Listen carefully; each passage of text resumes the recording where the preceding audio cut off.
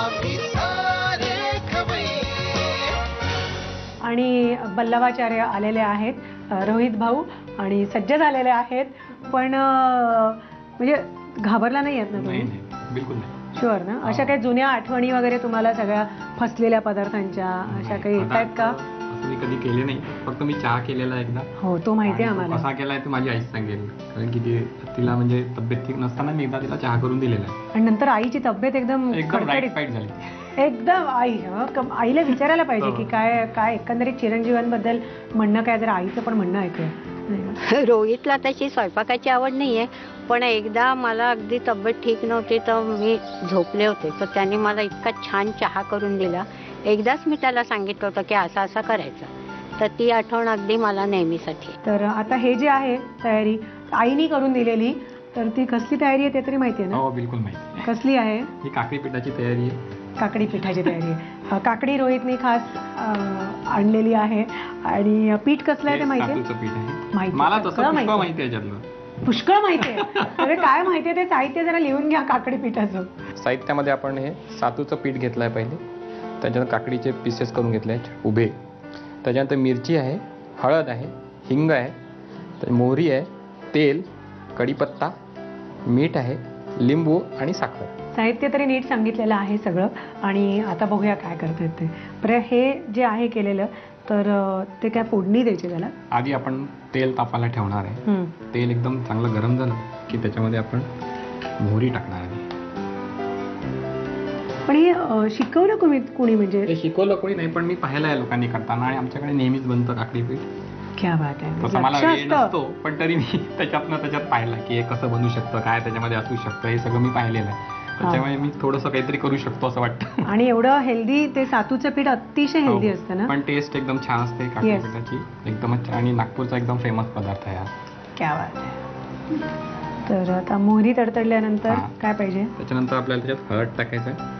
Okay.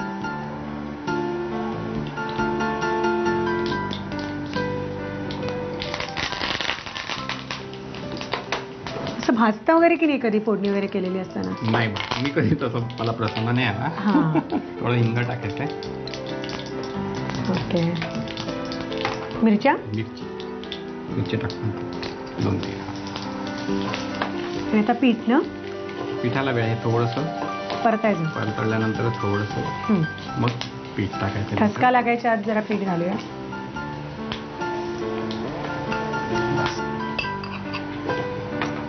Successful होणार असं वाटतंय मला. आणि हे कधी घालायचंय? लिंबू, साखर शेवटी टाकायचं हे बनल्यानंतर. पण मग हे फक्त परतणं एवढंच आहे, शिजवायला नाही लागत? शिजवायला लागत नाही हे. आणि हे सगळे त्याच्यात ॲटम टाकल्यानंतर तसंच ते टेस्टी बघायला याला थोडंसं असं हार्ड झाल्यासारखं वाटतंय. आणि ते काकडी बरोबर खायचं आहे, त्याच्यामुळे ते थोडं हार्ड झालेलं जास्त चांगलं. बरं, मीठ मी घालायचंय का तुम्ही घालणार? मीठ आणि साखर चवीप्रमाणे टाकायचं आहे, आणि थोडंसं लिंबू टाकायचं. तुम्हाला कळणार ना किती मीठ घालायचं? हो, बिलकुल कळणार. आणि कमी पडलं तर आपण वरनं घेऊ शकतो आपण. हे मीठ झालं. परफेक्ट मीठ घातलेलं आहे. बहिणीप्रमाणे भाऊही पास. साखर थोडी टाकायची चवीला, आणि थोडं लिंबाचं रस टाकता येईल किंवा लिंबू पिळता येईल, जे काही. आणि हे खायचं कसं? म्हणजे काकडी ह्याच्यात नाही घालायची? नाही, काकडी ह्याच्यात नाही टाकायची. हे सेपरेटली घ्यायचं प्लेटमध्ये, आणि साईडला काकडीचे पीसेस घ्यायचे, असे उभे केलेले आपण पीसेस असतात ते करून घ्यायचे आधी उभे, आणि त्याच्याबरोबर मग खायचं. आणि मग तुम्ही खाऊन सांगायचं कसं लागलं. म्हणजे जस्ट काकडी त्याला लावायचा तुकडा आणि खायचं. ते काकडी त्याच्यात डुबवायची, आणि मग एक हे घेऊन खायचं. पण हे नुसतं पण छान लागेल, लागू शकतं मेतकुटासारखं. थोडंसं मेतकूट कसं लागेल आपल्याला, थोडंसं खमंग केलं तर हे चव घ्यायला हरकत नाही. मी गणपती बाप्पा मोरया म्हणजे बिलकुल प्रार्थना वगैरे करूया. परफेक्ट झालंय. लिंबाचा रस पण बरोबर व्यवस्थित झालेला आहे चक्क. तर हे कसं काय पीठ आम्ही बनवलं, साहित्य लिहायला हरकत नाही, लिहून घ्या. काकडी पीठ बनवण्यासाठी लागणारं साहित्य: सातूचं पीठ, काकडीचे उभे तुकडे, मिरची, हळद, हिंग, मोहरी, तेल, कढीपत्ता, मीठ, लिंबू आणि साखर.